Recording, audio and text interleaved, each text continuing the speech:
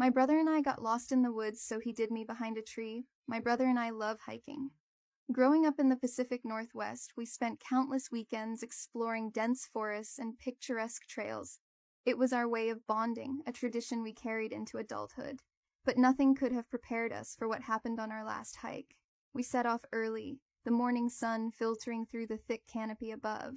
The trail was one we hadn't explored before, supposedly leading to a stunning, hidden waterfall.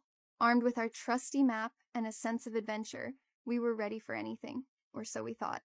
A couple of hours in, we reached a fork in the path that wasn't marked on our map. After a brief debate, we chose the left trail, convinced it was the right direction. It wasn't. As the hours passed, the trail became less distinct, the forest thicker and more oppressive. We tried to retrace our steps, but everything looked the same. Panic began to set in. Our phones had no signal, and the sun was starting to set. We were well and truly lost. We decided to keep moving, hoping to find a landmark or an area with cell service. That's when my brother fell tumbling down a hill and out of nowhere fell into a small cave with mushrooms and moss everywhere. I froze, my heart pounding. My brother laying there senselessly, and I just called out to him, but no response. After what felt like an eternity, he called out my name and said, "A little help, please."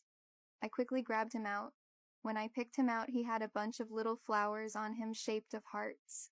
That just made me feel so tingly.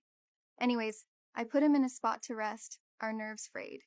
My brother decided we needed to leave a mark, something to guide us if we had to retrace our steps again. He took out his pocket knife and gave it to me. I walked over to a nearby tree. With swift, deliberate movements, I carved a large X into the bark. But as I worked, I heard footsteps louder and closer. I turned around. My brother looked at me with dangerous intentions. He grabbed my buttoned-up shirt and popped it open, revealing my double D cherries. I dropped the knife, and he pulled me behind the tree, whispering demandingly, "Don't move."